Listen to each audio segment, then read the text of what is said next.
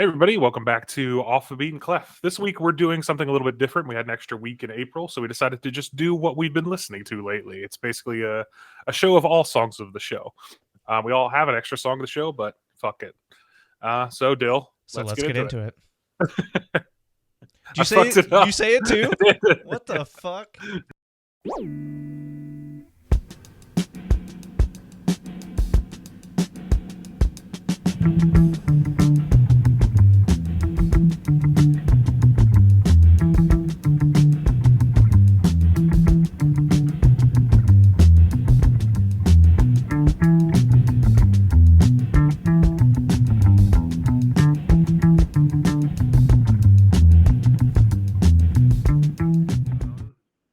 So yeah, here we are, guys. We are back for our this is the week 4 of April. Yep. Like I said in the intro, it's just kind of a little extra thing. We didn't have a 4th interview booked, so we decided to do a little extra thing, and we brought a friend with us this week.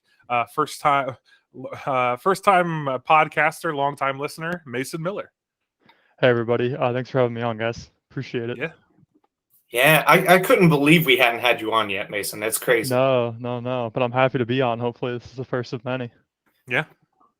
You bring a much different type of music that me and Dill typically bring, so it'll be interesting. We were both kind of scared because your taste in music is much cooler than ours. I wouldn't call it cooler, but definitely cooler. By your first song, when we get to your first song, I'm gonna be like, "Oh god damn it, he's so much cooler than me, dude." That's what I like about the podcast is like I've learned about music I never would have stumbled upon in the first place. So yeah, I mean, it's all about what you want to get out of it.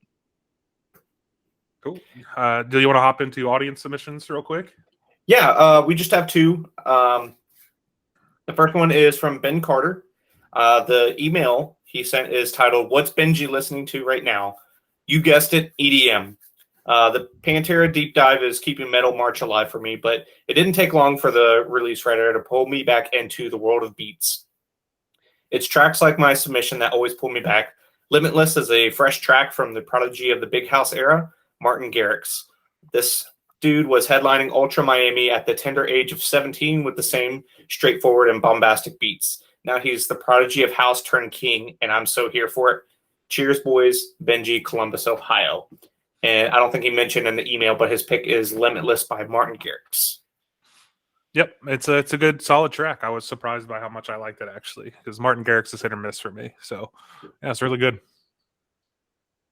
Yeah, definitely uncharted waters for me, but I liked it a lot after hearing it. So, very cool. Yeah, it was like, it took like 30, 45 seconds to get into it because it was like, oh, EDM, here we go again. And then it was like, oh, yeah, I like this. So, I was ready for it when it was like nice the other day, and I listened to it. So good pick, Ben. Yeah. Next, we got Louie Kern, our 2 mainstays as far as audience submissions, also part-time co-hosts. So his email is credited as titled "Last Email for the Win." Our last minute email for the win. He said, "Woohoo! Just made it. Hopefully." Lately, I've been finding myself in the mood for something outside my normal wheelhouse. If your music stays hard for more than 4 hours, call a doctor. So I submit to you "Living the Dream" by Sturgill Simpson, a little Americana bluegrass for your ass.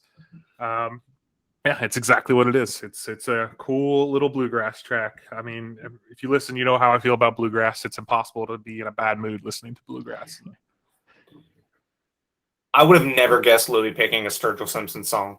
I've always been like an outside fan. Just you hear songs and you're like, oh, that's cool. But I've never gotten into it. But I think this album is called like the grass cutting music or something like that. So it's perfect dad music. The John Deere tractor lawnmower on the cover was perfect for this single. It was really good. But yeah, two wildly different picks, and I'm glad Louie is keeping us on our toes. I always think he's the metal guy, and then he throws out a Sturgill Simpson song. So yeah, it's cool how different they were from both of our picks too. You know, really hitting all of them. Yeah, if you guys are ready, we can just hop right in. I think we'll just go down in order of we have our notes here, so it'll be me, Dill, and then Mason. You guys cool with that? Mm-hmm. Let's do it. Cool. We all took a lot of notes this week, so be prepared for some pauses while we scroll. But I'll go first. My first song that I've really been digging lately is "Call Me Little Sunshine" by Ghost. It's their first single off their newest album.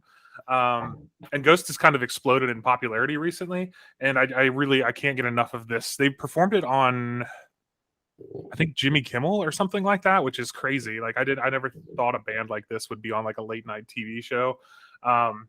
And it sounds really good live too. It sounds light, but it's layered with like satanic imagery and symbolism. And this is exactly how the Antichrist would act. He would make very accessible rock music, and then he would ruin the world. And if this is what the rapture feels like, I'm ready for it. Go ahead, Mason. What you got? No, I totally agree with you. I loved the kind of juxtaposition of the upbeat music and like the very welcoming, warm lyrics from the singer, I guess, as being Lucifer, Satan, but having the lyrics be so dark and grim almost in a way. So yeah, I really liked it. It was really different. Yeah, I think your brother actually put us onto this band a few weeks ago, and we found out that they won a Grammy, and it's like, holy shit, a band like this won a Grammy. It's crazy. But yeah, it's really left a lasting impression on us, and I feel like it's it sounds like it's plucked right out of the 80s. It doesn't sound like it's a current band.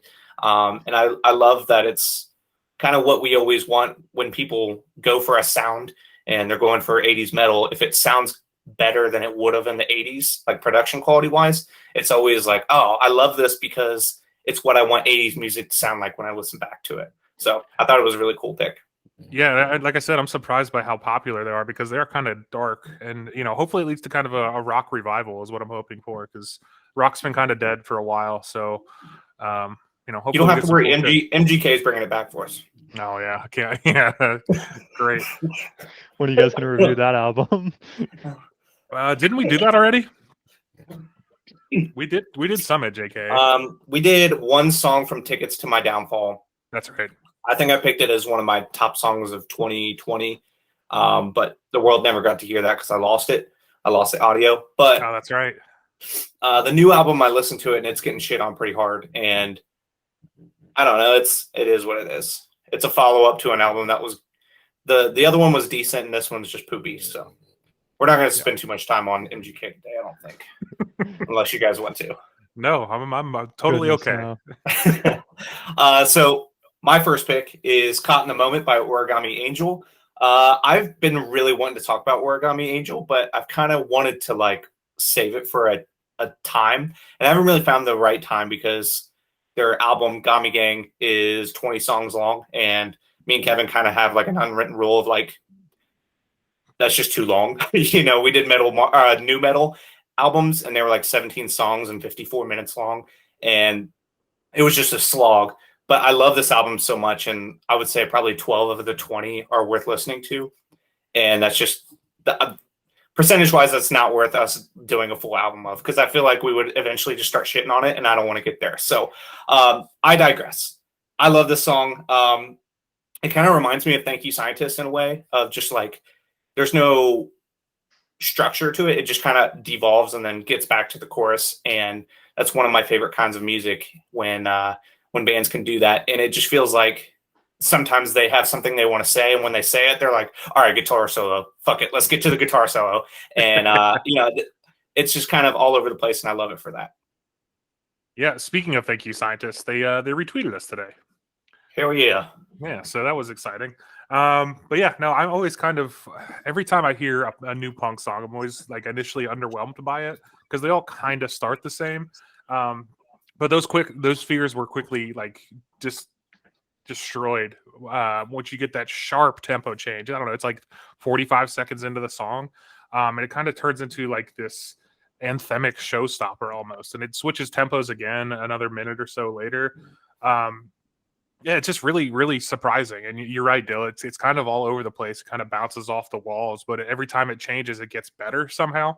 And I really, really like this track. It surprised me, and I think it's probably one of my favorite tracks on the playlist. I listened to this one multiple times. while I was skipping around trying to take notes, and I kept coming back to this one because I really do love the way they kind of switched it up and kind of played with the concept of what a punk song could be.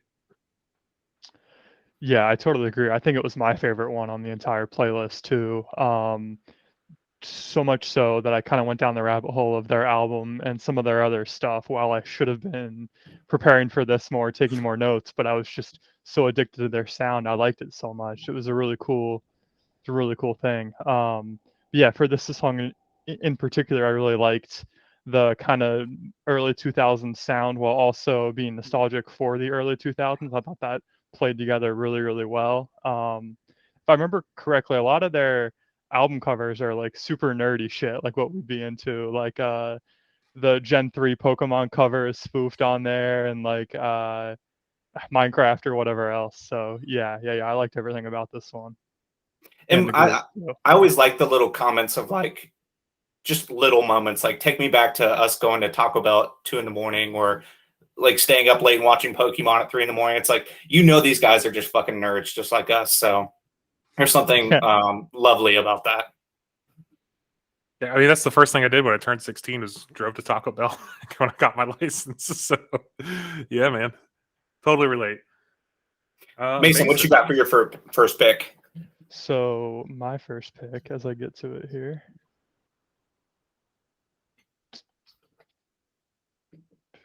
So my first pick was called The Smoke by The Smile.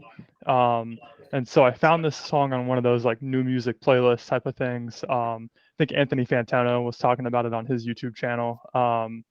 And I was like, wow, this is really, really good. And so I went to look for more of their music.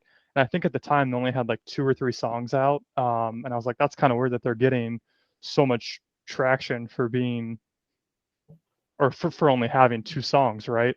But then I looked into it more, and 2 of the 3 guys were in Radiohead. It's like, oh, okay, this is like a side project that everyone's been waiting for, probably. But yeah, man, I love this song a lot. The like driving bass line at the start, and Tom York's voice and sound on this song in particular was really good, I thought. Yeah, man. And then reading your note about it basically being Radiohead made this song make a lot more sense because there's a breathless ease to everything that happens in this song. It's not high energy, but it's not boring. I know I think Radiohead, people that don't like Radiohead think they're kind of boring, and I get that. But if you really listen, there's so much genius going on in a lot of what's happening here. Like especially the horns that come in about halfway through the song, they kind of feel like they're coming out of like this void. Like it sounds like they're being played from like in a different room, but they're still incredibly loud. There's just something really cool and ethereal to the quality of this song, and like as soon as I read that note, I was like, oh yeah, okay, this is just new Radiohead. It just makes a lot of sense to me. And yeah, I mean, I fucking love this song too. Yeah, literally the first moment I heard the opening bass, I was like, oh goddamn, Mason is just so much cooler than us, dude. Like, oh, what did we do by bringing him on? People are not going to want to listen to us anymore. Mason's going to branch out and steal all our listeners. Right. But this song made me feel like I was like in a 1930s like Brooklyn black and white bar or something, like with all the horns and I don't know, it almost like a noir type feel. And for them only having like that bass line and the hushed vocals, it felt really powerful, and maybe it is because of the horns, but I thought it was a really cool pick from Mason. So great first pick, man. Appreciate it. Yeah. Moving right along here, we'll get into my second pick, Landscape by, I'm going to butcher this, I'm sure, Ryokuoushoku Shikai. They're a Japanese J-pop band. Fuck you for the name, by the way. Trying to type that into the Google Doc was a nightmare. Well, yeah, I know, I get it, because it was going to be my song of the show like 3 weeks ago, and I had to click back 3 or 4 times. It's like there should be another U in here somewhere, I think. But yeah, no, it's yeah, no, it's no secret that I love pretty much everything that comes out of Japan. And that extends to J-pop as well. It's just really hard to find good J-pop. And this really has been tickling me for about 3 or 4 weeks now. I gotta come back to this song whenever I need a little boost. Now Now, would I listen to this with my windows down? I don't know, but it does make me happy. It's just really fun. It's really well produced. I also have a soft spot for female Japanese vocalists. That may be because I've watched so much anime in my life, but there's just something like there's an inherent sweetness in in female Japanese vocals, especially, and it kind of it just hits your ear in a silky smooth way. I don't know. I really, really dig the energy of this track. It's infectious. Yeah, I mean, I think this is my first J-pop song I've ever listened to, so I mean, it was good for a first one, I think. Maybe it is sacrilegious to say it did sound like an anime opening, but that was the first thing I thought of. I mean, it's kind of hard to get away from that, to separate that, but that just kind of goes back to how we're all really nerdy. But yeah, no, I really liked it. I liked the instrumentals. It was kind of fun, a fun challenge to listen while also like maybe reading lyrics to try to get a feel for what she's trying to put across in the lyrics and everything. So yeah, very different. I liked it a lot. Yeah, and the album artwork is both cool and kind of creepy, with everyone wearing like animal heads, which I don't know if they were like trying to infer that they're furries, but that's what I took from it because I don't know anything about the song or the album or the band. The song is infectious as hell. I have no idea what it means, but it has that huge pop chorus, and it's like, it doesn't even matter what language they're speaking as long as they have a good chorus. I'm still into it. I was trying to sing along, but yeah, it was not good, not bueno. Yeah, it's J-pop for the win. It was my first Japanese pop song as well. Really, my only exposure is what Kevin's shown me with Tokonoma and now this. So it was cool. Yeah, I mean, it's not sacrilegious at all, Mason, to say this sounds like an anime opening. There's a reason that I like it so much. So, yeah, it's 100%. This could be at the beginning of some slice of life anime for sure. Yeah. So my second pick is Coffee and Tears by Sleep Outside. I can't remember how I found this band, but it ended up on one of my like sad boy winter playlists, and I just remember the first line is like, it started out with coffee and ended up in tears. And I was like, oh God, I love this so much. This makes me want to be sad. And it's my most emoist expression of hating like the spring. And like Mason doesn't experience this because he lives in Florida, but in Ohio, when it's like really nice out and you're like, oh, hell yeah, I'm going to do stuff. And then 15 minutes later, it's raining and your whole day's ruined. You had plans of taking the dogs on the walk and all this stuff. And it's just like, you need a song to like express that for you. And I feel like this song does that. It feels like a rainy day in spring. But 3/4 of the way through the song, I really like the big chug. The song isn't like brilliantly produced and it's not like technically sound, but it kind of has the charm of like a band it's their first release. So I was really excited about it.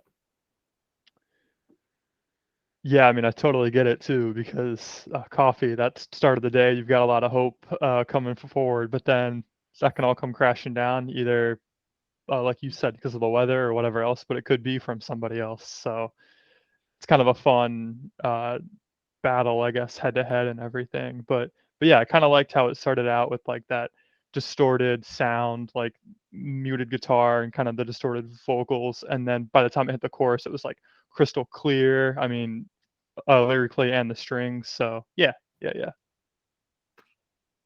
man. Sad boy makes a sad song, and we're all sad boys. So this is what I used to make fun of Dylan for all the time, with songs like this, because it is very, very sad. It puts you in a somber mood, but not for the whole thing. I mean, you're right, Dill. When you hit that 3/4 of the way through the song, it kind of gets uplifted a little bit, and I kind of like that part of the song, because it makes the first part of the song feel not as hopeless. You know what I mean? There's still some light in this tunnel somewhere. Yeah, it's good. It didn't blow me away, but yeah, it's good for what it is. It's your if you're feeling sad and you want somebody to make you feel even more sad, this is a good pick for you. Yeah, we're not in summer yet, you know, like Yeah, there's true. still going to be, I think next week we're going to be doing the first Windows Down playlist for our like playlist of summer, but we're recording kind of early. It's still early April. So it's like, we're not in the Windows Down music yet. You know, there's still some shitty days ahead. Yeah, this was perfect for last week when we got like all 4 seasons every single day. So this is perfect for that. Mason, your second pick. All right, great. So this one was The Loop by Toro y Moi. He's been putting out music for the better part of 10 years, but I only just found out about him within the last couple of weeks. He had this single and then another one called Postman that came out, which is somehow even more whimsical and laid back than this one was. But I'm really liking his music a lot. It's kind of been tough to get into him just because he has a catalog over the span of the last 10 years. So I have a friend, Camille, who's been helping me find albums that she likes already that has been a way for me to dip my toes in. But yeah, for this song in particular, I mean, I love the funky kind of driving bass. I mean, that's kind of my theme here is the laid back surf guitar. The bass guitar kind of has a lot more of the spotlight for all these songs. So yeah, I like this one a lot. Yeah, we're a bass positive podcast. If you listen, you know that we love bass. But yeah, this is like I wrote. This is like if Jack Johnson, if he wasn't dorky as hell. It's got like it's definitely it reminded me of a bunch of stoners just kind of jamming at a coffee shop on like a pier and not really giving a shit what they look like or who's listening. They're just having a good time. It's really cool in all the most annoying ways. That's not a bad thing. It's like I get super jealous of like people from California because they just seem to live a better life. It seems like like they're just cool and chill and just they have a state of zen that I can never probably reach in the Midwest. They're just unaffected by the weather. Like they have good weather Yeah. every day. So like if they have a rainy day, it puts them out for a month. Yeah. But yeah, man, it's that vibe even like it extends into the little guitar solo part where it's just like they just bend a string a couple of times and that's the guitar solo. It's like, I want to do a guitar solo, but I don't want to work too hard at it. But it's still super cool. Like it's not like something I would ever call bad just because it's low effort. It's low effort on purpose. And I think that's something we all kind of need after a while. Like I tend to gravitate towards very complicated music. So listening to something like this is always a pleasant surprise for me. I knew Kevin was going to relate this to Jack Johnson.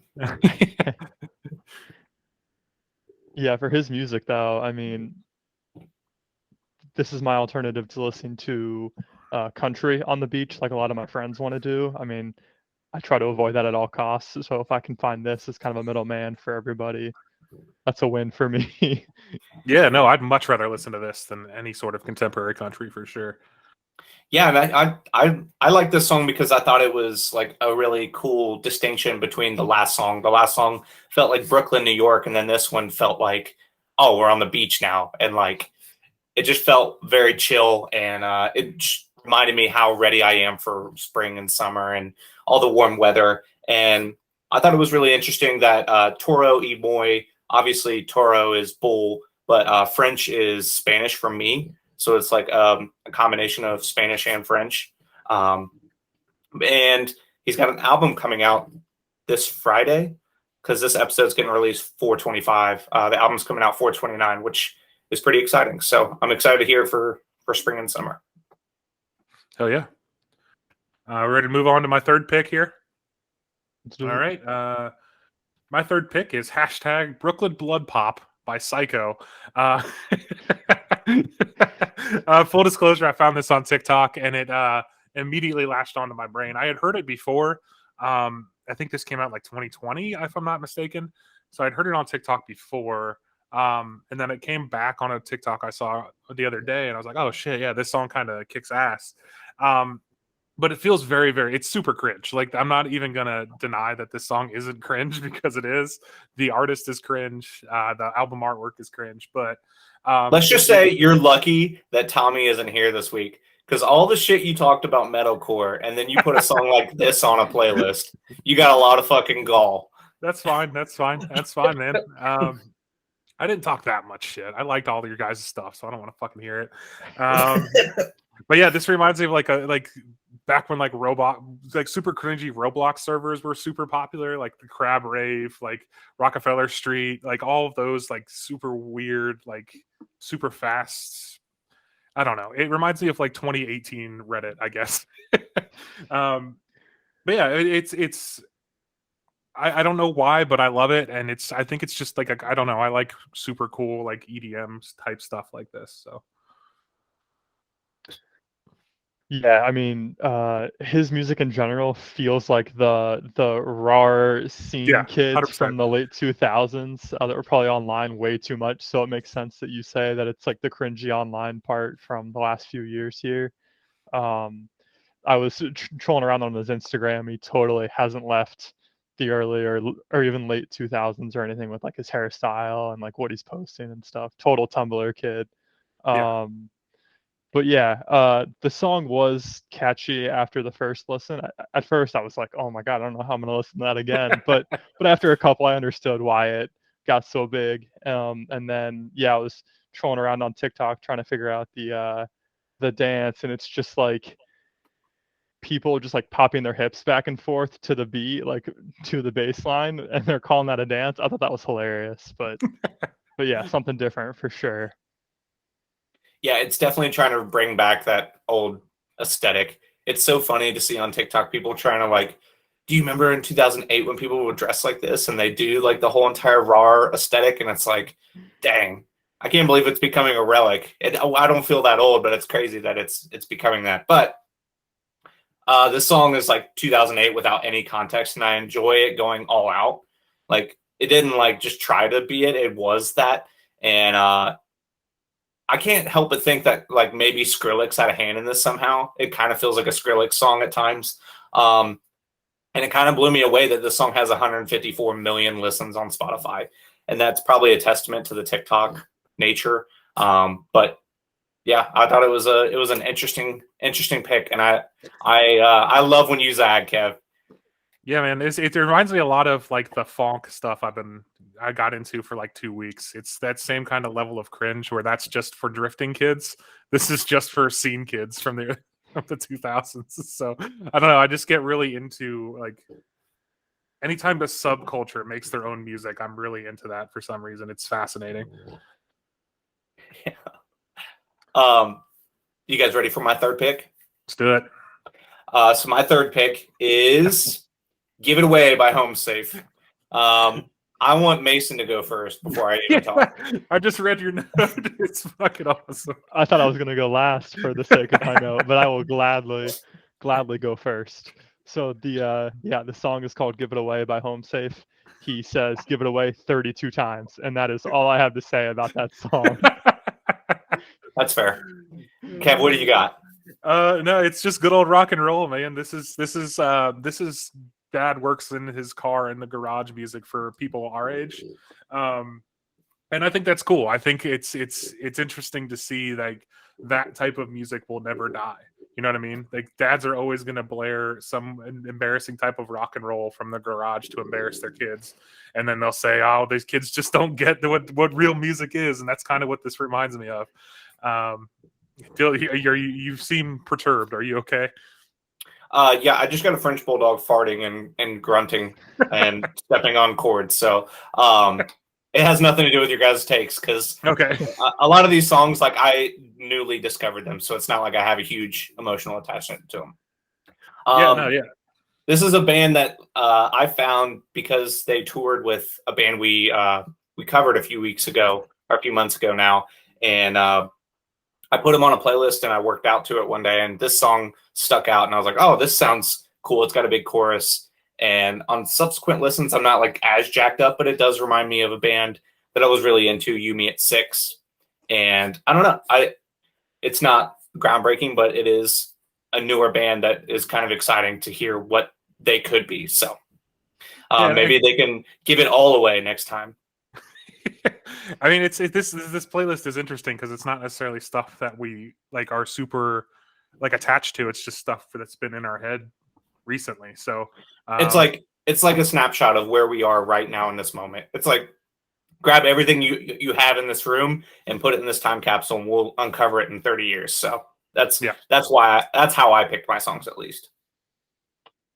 Yeah, let's let's move on. Mason, your third pick here. So my third pick was "Lookout" by Peach Pit. Peach Pit is living rent free in my head for like all of the pandemic and obviously still now. I first heard them. Their second album, they've got 3 total, but their second album came out the first week of March in 2020. So they never got to tour it, obviously, because everything was shut down for the longest time. But yeah, one of my friends put me on to them. I listened. I was like, oh yeah, this is pretty good. Not really expecting to come back to it, but then I needed something else to listen to, so I threw it back on again. I was like, oh wait, no, this is really good stuff. So that kind of started my addiction. And so I listened to that one a ton. And just this past March, they released their 3rd studio album, From 2 to 3, which is what this song comes from. It was one of their singles also, so I did hear it a little bit before that too. But yeah, I love their music a lot. They change sonically really well between albums, but also it's Peach Pit. I mean, they're not doing something experimental or crazy or anything like that. But yeah, this one was one of my favorite from the album. I mean, it's just very laid back and nice to listen to. So yeah, I think all acoustic songs are required to start one of 2 ways. It's either super slow or with like tremolo picking. I don't know if that's what this actually is, but it's one of 2 ways, and they chose the faster version of it. And it's funny, but it's effective. I mean, I love acoustic music. And if I didn't know you personally, Mason, I would just assume you're a walking marijuana cigarette. I know. Based on your first 3 picks. Just the music, man. It's so good. I don't know. I mean, Florida will do that to you, I suppose. That's right. But this, it's just super chill. I mean, this is something that you put on. I couldn't get it out of my head. I was listening to it a few times. Like, this is something I would put on like at the end of a road trip playlist, as like you're kind of pulling up to your destination, and everybody's kind of tired of listening to like whatever you've been listening to, and this is something everybody can enjoy. You're happy to be there. You're glad to be where you're going. I can't really explain it well without have people like listening to the song. But yeah, it gives me that feeling of like there's a finality to the way this song kind of wraps up, and I really enjoyed that part of it. Yeah, I always liked that the song was relaxed but not lazy. They definitely fill in all that space. And it's not really an easy sound to nail. You can go for the Jack Johnson where it's like, oh, he's so relaxed, but it almost sounds lazy at times. There you go, Kev. I said Jack Johnson, not an acoustic song. But this song almost gives me like Harmony Hall vibes from Vampire Weekend, where it's like there is this momentum to it, and it has that same like Summer's End feeling, and I always enjoyed that. So I want to give Harmony Hall a shout because it is one of those songs that it like clenches onto you and it doesn't let go, and this song does the same thing. Yeah. And it's definitely a testament to how nice it is in Florida compared to Ohio, because Mason has such cheery weather, and Kevin and I, ours is like intermittent, like the weather. I'm getting real close to having swamp ass for 4 straight months. So like maybe not be too jealous of me yet. Yeah. Well, for a little context, I think Mason checks the weather in Cincinnati periodically on the shittiest days, and then just sends us a Snapchat of like him on a walk, and it's like 72 degrees. Yeah. it's just to be an asshole. But that's okay. That's why we love you, Mason. But yeah, no. So my 4th pick is the Rubberband Man by the Spinners. I love this song. This is one of my go-to songs if I'm ever feeling down. It's an older song for sure. I mean, it's a funk staple. But it just makes you want to strut around. It's like you're coming back for spring semester, and you want to wear all the clothes you haven't been able to wear for the past 3 months, and you want to show off your calves. Sun's out, guns out. This is kind of what this makes me feel like. And I don't know who the Rubberband Man is, but he's certainly the coolest dude in whatever town he's in. Yeah, I fucking love this song, and I know Ben loves this song too. I kind of rediscovered it through him a few years ago. So yeah, when I was thinking about like what the feeling I was going for this playlist, it was definitely the the beginning of, well, I guess for us, the beginning of spring because it's been fucking snowing for the past week. But yeah, this song always kind of lifts me up and kind of puts me in a good mental headspace. Yeah, it's such a feel good jam and everything. I mean, a total windows down song that everyone's gonna know. I mean, everyone from you and I to like our grandparents or parents or whatever, because it's just stayed the test of time. But I think it was in an Avengers movie. I don't know if it was Endgame or it was one of them for Guardians of the Galaxy. So I wonder if that got a big spike in popularity again with of people being like, "Wow, this is so good." You know, what is this? Yeah. But that's a good way to kind of have younger people be introduced to the hits of the 70s and 80s or what have you. So Yeah, Guardians of the Galaxy, I bet, put a lot of those 70s and 80s songs back on the map. Like Hooked on a Feeling was huge after the first Guardians of the Galaxy. But this song, the beginning sounded like I Just Can't Wait to Be King by the Lion King, or from the Lion King. So much so that I listened to it afterwards, and it's like got the same like dun, dun, dun, dun, dun. And I was like, oh man, I kind of want to hear I Just Want to Be King. I would have loved if you put a Disney song on here. But it ended up being a really fun R&B jaunt from the 70s, and I thought it was really another song where Kevin just chose to zig and zag. And it's infectious, and I thought it was a cool pick. I mean, right from the start, where he's hand me down my walking cane, hand me down my hat, like that. That's just, I don't know. It's probably about a fucking pimp if I really think about it. But I don't know. It's just, yeah, you're right. You guys are both right. It's just, I don't know. There's nothing super special about it, but it's just cool. I don't know. Yeah, no, you don't have to overthink it. And I think we talked about that when we got a beer yesterday. Like a lot of times when we have people on, I think they feel a lot more pressured than we do because we do it every week. So like if we fuck up a pick or we make our picks in haste too fast, we can either swap them out or we're like, you know what, we'll do it. I'll fix that on another playlist, or I'll redeem myself on another playlist. Right. So my fourth pick, Eat You Up by the Home Team. The singer just brings so much heat that it kind of blew me away the first time I heard him. And it wasn't just on this song, but the whole new album they have called Slow Bloom. It came out late last year. It just reminds me of like Dance Gavin Dance and even like Prince and Queen and Johnny Craig. They just like let loose because they're such good vocalists that like they're not afraid to just like let it all out on a random song called Eat You Up. Like he didn't have to go that hard for a random mid album song. He's just on another planet, and I'm really happy to have found this album this year because it's been a pleasant surprise. Yeah, I mean the album cover is awesome too, in my opinion. Just the first thing I thought about, but yeah, I mean the music itself is so easy to get lost in. You almost kind of forget about the lyrics and just kind of feel the vibes from it. But if you really do look into the lyrics, it's like a really positive, self-esteem boosting song. I mean, in the thought process of having a lot of self-doubt, it's a way to get out of that funk and have a more positive outlook. So yeah. You know, I love the opening of this song too. It kind of just hops right into it. It's like your buddy's pushing you into a pool and laughing at you from the pool deck. But it's like, it's all in good fun. That's kind of how this, it doesn't, there's no intro to this song. It just starts, which it can be a risk, but I think it really works here. And you touched on the vocals, Dill. I think they're right on the edge of being overproduced, but I think it was a stylistic choice more than just a poor production value thing. And I that made me really dig it because, like I said, I love production value, but it can go too far sometimes. But this is teetering right on the edge, and I think I really, really dug that kind of choice that they made there. It's like people giving T-Pain shit for using auto-tune in the wrong way, but it was a stylistic choice, so you have to kind of respect that.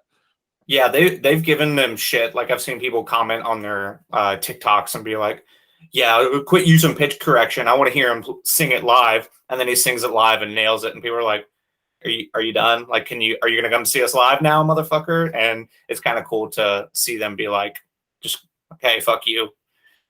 Yeah, I mean that's always been my pushback on it too. It's like, why do you care if it sounds better? Like, who cares if they're using pitch correction? Like, you want them to sound pitchy? Like, go fuck yourself. Like, get over yourself. It's the same argument I always make in metal. It's like, why do you want it to sound like it was recorded with a fucking trash can?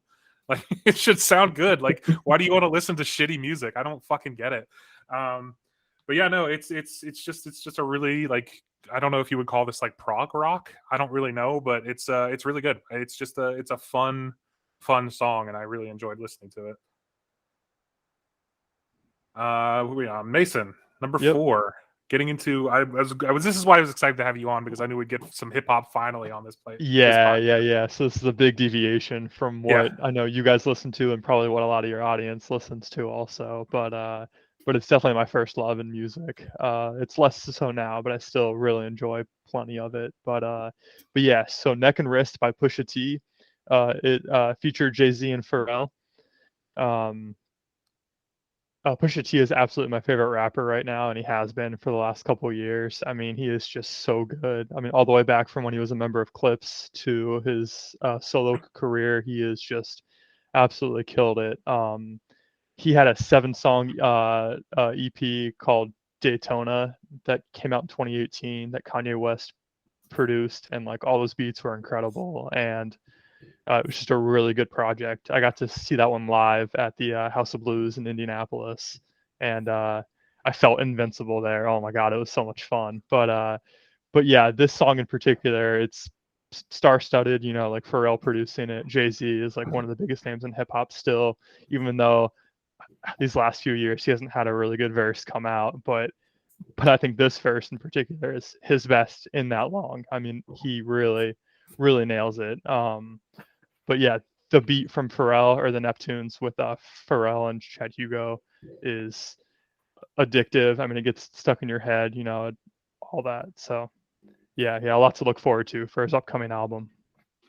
Yeah, man, I very, very nearly picked this track too, because I also love King Push. I think he's very high up on my best rappers of all time list. Like, again, going back to Clips, like Hell Hath No Fury is maybe the best hip hop album ever, I think. I mean, that's Pharrell and Pusha T working together in perfect unison. I very nearly picked a song from there too, but it's a difficult listen for a rap album, but it's one of my favorites. But yeah, anyway, Old Heads Unite. Like, this is what hip hop should be. Just, it doesn't have to be super fast. This is a very laid back, slow tempo. And like I said before, Pharrell and Pusha T work perfectly together. And I've always given Jay-Z some shit because I was a huge Nas fan when they had their huge beef. So I never really gave Jay-Z the credit when I was growing up. But as I've gotten older, I've learned to respect him, and this is a great verse from him as well. But yeah, it made me pine for the days where I was thinking about it as I was listening to it today. And hip hop, when we were growing up in like the 90s and early 2000s, it felt like very lore rich. And what I mean by that is, like, everybody in the game was connected somehow. There was different cliques based on geography. There was either beefs or you knew somebody who knew somebody. And it just felt like a very connected hip hop world, and this kind of brought me back to those days. And I think there's never been anything like it in the music industry before, where in the 90s and early 2000s, like, hip hop was just such a cool community to be a part of and like just watch from afar. And you know, hearing this type of hip hop again really made me happy. So all hail King Push. I hope he keeps making music forever. He was disappointing on Hot Ones. It's the first Hot Ones episode I've watched in a long time. He didn't make it all the way through, but it's cool listening to him talk about the way he makes music too. So he's a perfectionist. That's why he doesn't put shit out all the time. So yeah, love this pick. Yeah, and I mean, people are calling him a part of Coke rap, which I think is perfect for what he does. I mean, that's MO. What he raps about. Yeah. Right. For Daytona, his album cover is a picture of I think it's Whitney Houston's one of her or her counter when she OD'd, and I think Kanye paid like $90,000 for the rights to use that picture and everything. So that's incredible. yeah, I mean, that's coke rap for you, right? Yeah. So, Yeah. but yeah, Dylan, what did you think? We should have a petition signed and let Jay-Z see it. Let's go to change.org and have Jay-Z only do features, because that's like the most influential I think Jay-Z is when he comes on a song that's already sounding good and he closes out a song and you're like, God damn, I love Jay-Z. But then you listen to a full Jay-Z album and you're like, I don't know. But then he comes on a feature and you're like, oh my God, like I love him. So yeah, I think Jay-Z in small doses is awesome. And especially in this song where he's like talking about his legacy and if Biggie would have been bigger than him. He's like, Jay, what did he say? Hove was going to be Hove. Hove was always going to be Hove. I'm like, that's such a gangster thing to say. And I think it should be noted that this is probably the newest release we have on the playlist. It came out April 6th, and we're recording on the 11th. So it's kind of crazy that this only came out 5 days ago, and I've really enjoyed it. So I don't know. I never really got into rap since 2012. So to hear new rap that gets me inspired to go back and listen to rap again is always cool. So good pick, May. Yeah, no, it's I like, to your point, Mason, I haven't really enjoyed Jay-Z since Magna Carta. Like that album is great. But I don't even know if he's done much since then, to be honest with you. I kind of fell off the map for me, but yeah, this is a return to form for sure. But yeah, if you're ready, we'll move on to my last pick. Welcome to the Church of Rock and Roll by Foxy Shazam. And this song is 100% connected to my recent watch of Peacemaker. If you haven't watched it yet, it's incredible. Mason, have you seen it yet? Not yet, no. But if you like it, then I'll check it out too. It's really fucking good, man. It's exactly my humor. And it's really good action. And John Cena is actually a really good dramatic actor in a lot of the scenes too. So definitely give it a watch. It's only 8 episodes, an hour long. I was sad when it was over, but there's a season 2 coming. So anyway, let's get into the song. But yeah, having this song in the show kind of reignited my love for Foxy Shazam, who we discovered last year from Cincinnati. And they're truly worthy successors to like that bombastic Queen sound. Like it's very clear that's what they're going for. It's a powerful track and it drives action, which made it perfect for the show that it was featured in. And it's just, I don't know, you can't find a more perfect kind of track for a misfits superhero. Jesus Christ, Jeremy, interrupting the podcast. You must have heard the ghost of podcasts. But yeah, no, it's very James Gunn. If you're familiar with what he does, it's very much in his wheelhouse as far as the kind of music he puts in his stuff.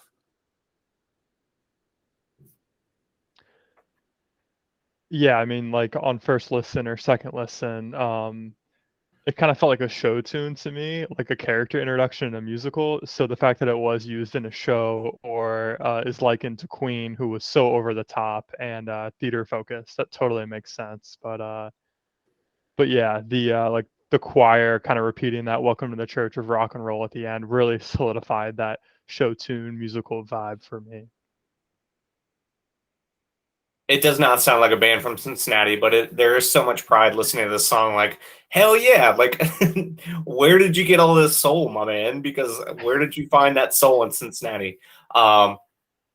It's always fun to listen to Foxy Shazam because every song is different, but it feels so huge. And this song would be great on any soundtrack. And the fact that it's on Peacemaker is even cooler because I don't know if James Gunn, how much say he has in his music and in his properties, but it always feels like he has the coolest music. Yeah, totally agree. Even in the Suicide Squad movie, I think he has really cool music. So, yeah. You ready for my 5th pick? Let's do it. Bad Charlotte by Alico. We spoke to Harbor a few weeks ago about bands that were opening for them in their Cincinnati show. And I saw them mention a relatively new artist called Alico was opening up for them. And so I checked out their Spotify and I was surprised how good this sound for a really new band.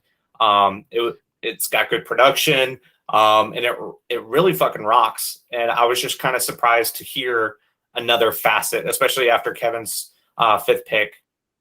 Just another facet of Cincinnati music that would kind of catch you by surprise. And I thought it was really cool.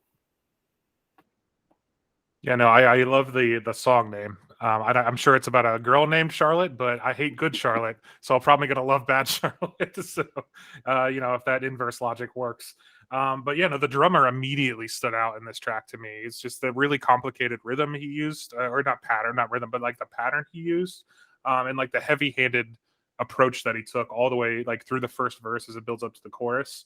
And I'm sure they're electric drums, which kind of helps feed that power a little bit, but it feels like he's playing with a bullwhip almost every time he hits that that kick drum, and it kind of penetrates through the rest of the track, which is it's rare to hear a kick drum that clearly through over, like there's a lot of noise going on in this song too. It's a loud song, so to hear a drummer get a kick drum through all of that is really unique, and it had a really cool feel for the entire song. I couldn't stop listening to the drummer every time I listened to this song, because I don't know, I really, really enjoy a good rhythm section. Yeah, I think you guys both nailed it on the head. It was probably the most danceable version of alt rock I could think of in a way. I mean, it kind of had plenty of pop tones to it. I think it would be perfect for a pit style venue like House of Blues or whatever else, where you could just be on the same level as everybody else and just kind of go crazy. I did find it really funny. I was looking them up, and on their tour, or on their website, their tour poster has them going to like 3 or 4 different Kroger grocery stores, which is like the most Cincinnati shit ever. I couldn't believe that, but that reminds me of like the joke Fred Durst playing at Speedway, like meme. No, Sunoco and yes, Sunoco and Dayton. Yeah. The more Cincinnati could get was like, I don't know, at UDF or some shit like that. Skyline. Yeah. And clear the floor to La Rosa's. There's going to be a band playing tonight. Later. There. I mean, what's that? That's that TikTok is like, what's the fuck up? What the fuck is up, Denny's? Or wherever the fuck they are. Yes. There is like a cool like wine bar that they're starting to do at a lot of the Krogers. So I guess I get it, but it's still kind of a wild place to be playing a gig, I guess. Especially like super high energy like this. Like, I don't know. Whatever. They have to strip it down to acoustic. Yeah. I can't imagine a Kroger just banging. What is all that noise? They're doing a wine tasting. They're signing off for the night. And they're like, "Thank you, Kroger. Don't forget 2 for 1 on yogurt." And then they like just end it. 35 Meet us in the produce section. Yeah. Meet us in the produce section for autographs after this. Oh, that's great. Mason, what you got for your 5th pick? So my last pick was my risky pick for sure. It was Tabula Rasa by Earl Sweatshirt, but it was featured with Armand Hammer. I really, really like Earl Sweatshirt ever since I was in high school. I mean, I'm a total front to back album listener. I'm terrible at making playlists. I never really go for playlists. I just kind of throw an album on whether I'm working out or like working or anything like that. So it's really tough to pick a single song by Earl because he is so album focused, and it's very easy to sit down and listen from start to finish. But I really like this one. I like the instrumental on it, and I don't really know anything about Armand Hammer, but I love Earl's verse on it. I love his raspy voice. He was the youngest artist on the original Odd Future by Tyler the Creator, and there's a few other guys on there like Frank Ocean too. But yeah, I mean, there is a sense of nostalgia there because I loved Odd Future in high school and in college and everything. So yeah, I've stuck with Earl. I love all of his music, but yeah, it's definitely an album artist and not a single or Spotify type of artist, if you will, streaming type of artist. Sure. Yeah, and that's kind of my issue with it. Is I've always been interested by Earl Sweatshirt, and I've dabbled from time to time, and it's never quite like sunk its hooks in me. And and just like that nerdcore rap in general, like Tyler the Creator, all those guys that came out of that Odd Future, like I never really connected with it. And I think it suffered from when I listen to these playlists, I listen to them in the order that they're added. So having this after the Pusha T and Jay-Z track, like there's a very, very clear difference in flow, and it's just there's this, I don't know, I couldn't quite get into it. Like it's how I feel like people that have friends that are really, really into jazz, so then they try to get them to listen to jazz, and like they're like, I don't know, man. I tell this is good, but I don't quite get it. And one of my other friends loves Earl Sweatshirt too, and he's always trying to get me to listen to him. And I don't know. Every time I do, it's just like I get it, but I don't at the same time. And this is kind of the same thing for me. And like I said, I think if I had not listened to it after the Pusha T and Jay-Z track, I would have liked it probably a little bit more. So it's just because that is the type of hip hop that I love. Is like I said, I gushed about that track, and then to get something so wildly different was strange, to say the least. And I like guys like Denzel Curry, who does stuff that's kind of similar to this, but I don't know. I don't know. So for some reason, Earl never grabbed me. The name Earl Sweatshirt was enough to deter me, and I don't know why I have like a mental block on some artists, but if they sound like they'd be cooler than me, then I'm like, oh well, I don't deserve to listen to them. But this is my first time listening to him, and he sounds a lot like Common, which I thought was really cool, and I really enjoyed that.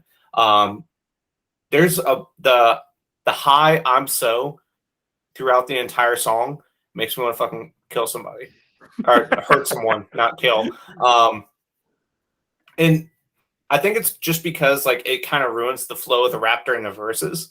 I don't mind it during the chorus because you can the chorus is usually louder, but during the verses, it kind of felt like it was like, it's like when you're trying to talk and someone's like interrupting you and you just keep talking anyway, but someone's still talking in the background. It's like, will you just shut the fuck up for like 5 minutes so I can say what I gotta say? But other than that, I really like the song, and it makes me want to listen to Earl Sweatshirt. So do you have like a recommendation for an album? Like a first album? Doris is his first album, and I think it's one of his best. But yeah. I would check him out. I like him a lot. Yeah. I conquered my fear. I don't know what my fear was, but it was there. Yeah. How do you guys feel? That was it. Yeah, good. It was fun. Yeah. I guess before we wrap up, I'm kind of curious how you guys made your picks. We didn't really talk about it throughout the picks. So Mason, how did you come to your picks? So for most of those, for one, I was trying to just pick songs that came out in 2022, just to kind of make it a little bit harder on myself. But like I was saying earlier, I'm such an album listener that I was kind of trying to just pick off my favorite or like one of my favorite songs off an album to talk about, in the guise of being able to talk about the entire album instead on here. So I kind of hijacked that a little bit, but yeah, that was kind of my idea for the most part. There hasn't been a ton that I've loved that's come out in 2022, but there was enough for me to pick pretty easily. And then I was already trying to come up with my songs, and that Push song came out that we were talking about, and it was like, this has to be on there. Mm-hmm. What about you, Kev? This was actually more tough than I expected it to be. Like the first two were easy. I've been listening to those constantly.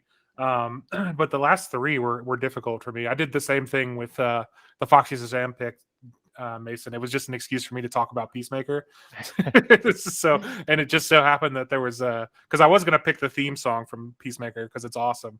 But I saw, Foxy Shazam was on there. I was like, oh shit, yeah, I'll talk about Cincinnati Band too. So, and then Rubberband Man is just, I love that song.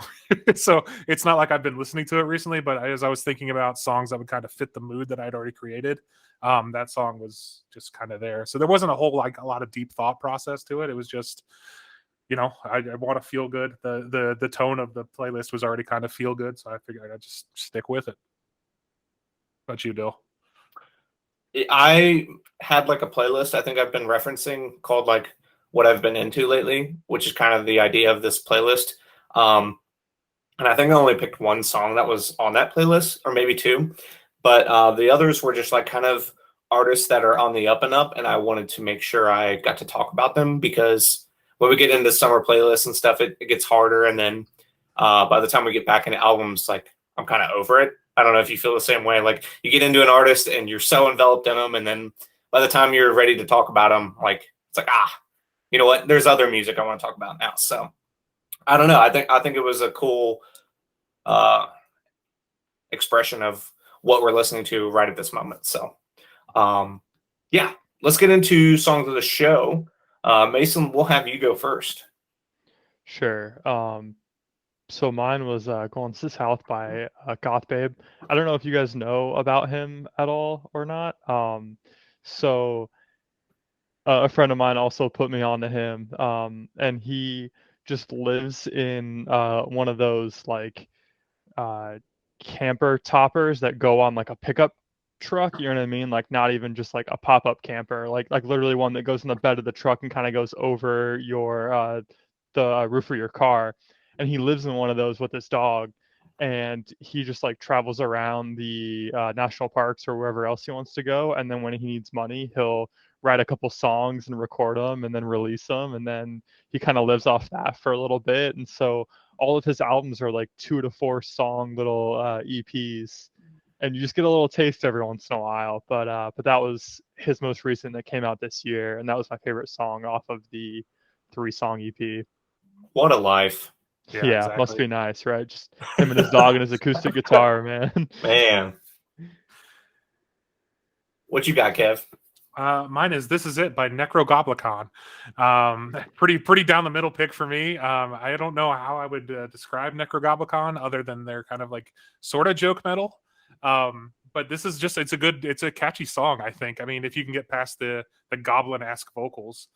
There's a clean vocal in the chorus. It's just fun. I like metal when it doesn't take itself too seriously, and this is a perfect example of that. Yeah, another one that I was like, God damn it, Kevin, you really have to pick the hardest words to type. Hey, it's Nekrogoblikon. It's not that hard. Necro with a K, and another K somewhere else. But yeah, it's easy to spell.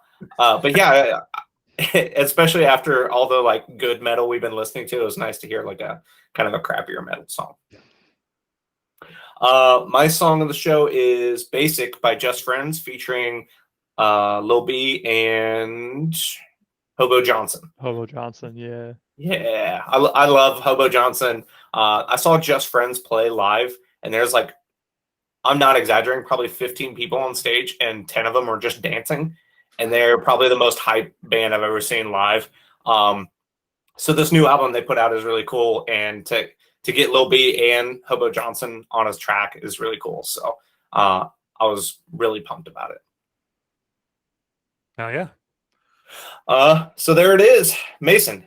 Thank you so much for coming on, my man. That was a blast, guys. Thanks a lot for having me on. I'm glad I could finally get on here. Yep, Yeah, you're gonna be influencing us, and we're gonna do a rap album before summer's end, I'm sure. Maybe Push, maybe a little MF Doom. We'll see, right? Yeah. It's true. We did promise you an MF Doom episode for sure. One day. Yeah, one day. Yeah, just like all the albums Kevin's promised over the years that we have to see So through easy it to at some just point. kind of, yeah, sure, we'll do that, bud. Don't worry about You know what we'll do in the future? We're gonna go on a big road trip. But yeah. Y'all come on your podcast eventually. Don't worry about it. Yeah, man. You're always welcome back. We will totally have you back to do a rap album. Thanks, guys. But yeah, we're going to next week. We are starting the Windows Down playlist, which is kind of our big Batman signal for summer starting, and I'm really excited about it. And that's when we're most active on the internet, I think, is in the summer for our playlist. So give us a follow on Instagram at Off the Beaten Clef. Our Twitter is at OffClef, and our email is offthebeatenclef@gmail.com. Thanks again for coming on, Mason, and check us out on YouTube as well. We've been posting on YouTube a little bit, so give us a follow on there. But we'll see you guys next week. Yep. Bye.